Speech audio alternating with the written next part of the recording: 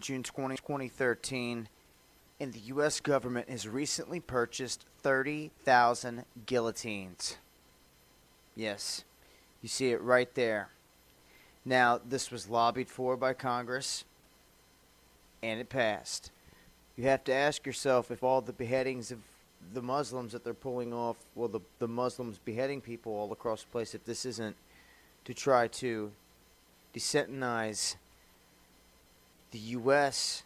for future events, because as the information comes out, it looks like 15,000 are being currently stored in Georgia and 15,000 currently stored in Montana.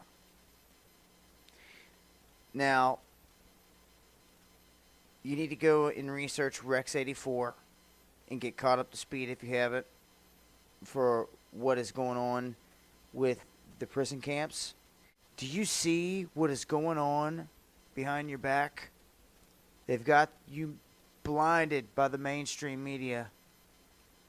There's also a little list of all the camps that are in each state.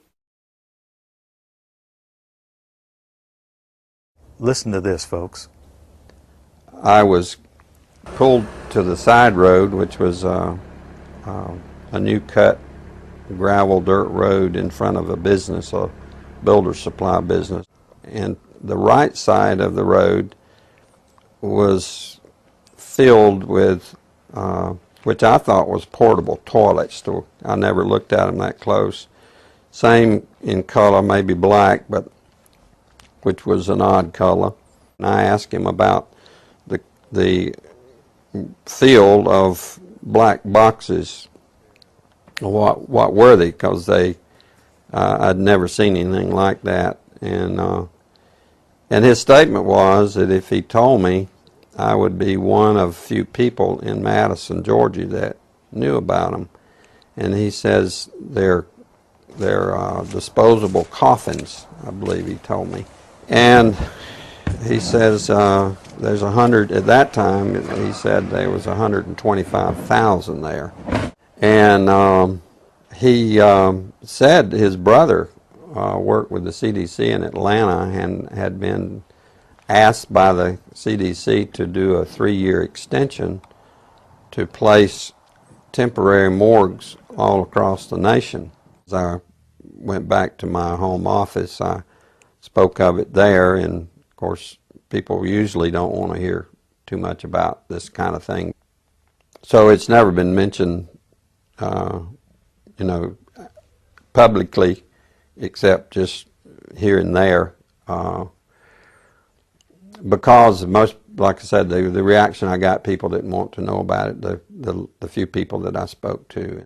And the brother of the man that owns this field, that the government is leasing this field from to store these disposable coffins, this brother was given 3 years to set up temporary morgues around the country. Now, we found the website that we think these disposable coffins were made at, and we noticed that the lids that they're advertising on the website were rounded. But the lids, hundreds of thousands of lids there, the lids we found, folks, were flat, and they were reinforced. You know what that could mean? You can stack them on top of each other. That's a lot neater to stack them in disposable coffins.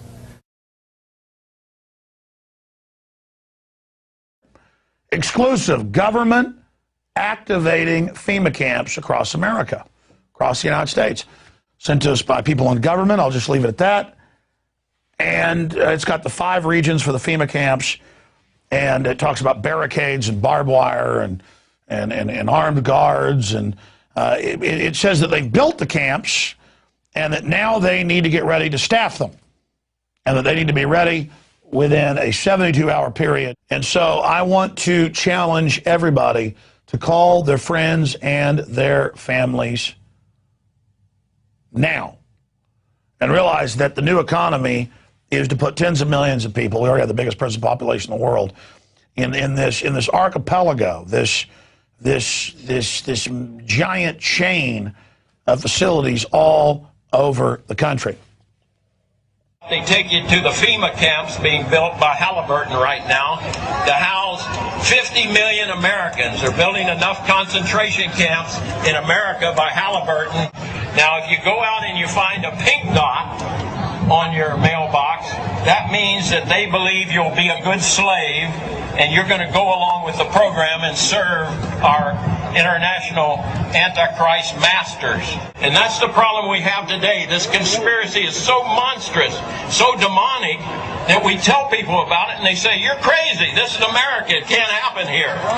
Last thing the men behind the curtain want is a conscious, informed public capable of critical thinking, which is why a continually fraudulent zeitgeist is output via religion, the mass media, and the educational system. They seek to keep you in a distracted, naive bubble, and they are doing a damn good job of it. This is Aaron Russo, a filmmaker and former politician. To his left is Nicholas Rockefeller of the infamous Rockefeller banking and business dynasty. After maintaining a close friendship with Nicholas Rockefeller, Aaron eventually ended the relationship, appalled by what he had learned about the Rockefellers and their ambitions. I got a call one day from an attorney woman I knew, and she said, would you like to meet one of the Rockefellers? I said, sure, I'd love to. And we became friends, and he began to divulge a lot of things to me. So he said to me one night, he said that there's going to be an event there, and out of that event, you're going to see, we're going to go into Afghanistan, so we can run pipelines from the Caspian Sea. We're going to go into Iraq to take the oil and establish a base in the Middle East, and we're going to go into Venezuela and try and get rid of Chavez. And the first two they've accomplished. Chavez they didn't accomplish. And he said you're going to see guys going into caves looking for looking for people that they're never going to find. You know, he was laughing about the fact that you have this war on terror. There's no real enemy. He's talking about how by having this war on terror, you can never win it because it's an eternal war. And so you can always keep taking people's liberties away.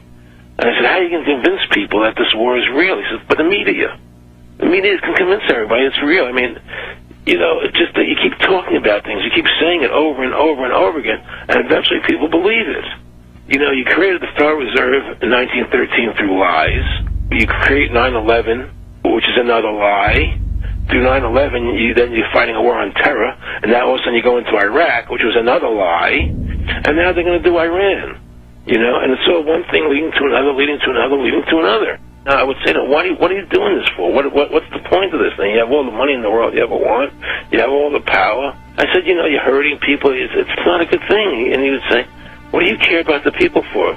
Take care of yourself and you take care of your family. And then I said to him, what are the ultimate goals here? He said, the ultimate goal is to get everybody in this world chipped with the RFID chip. And have all money be on those chips and everything on those chips. And if anybody wants to protest what we do or violate what we want, we just turn off their chip.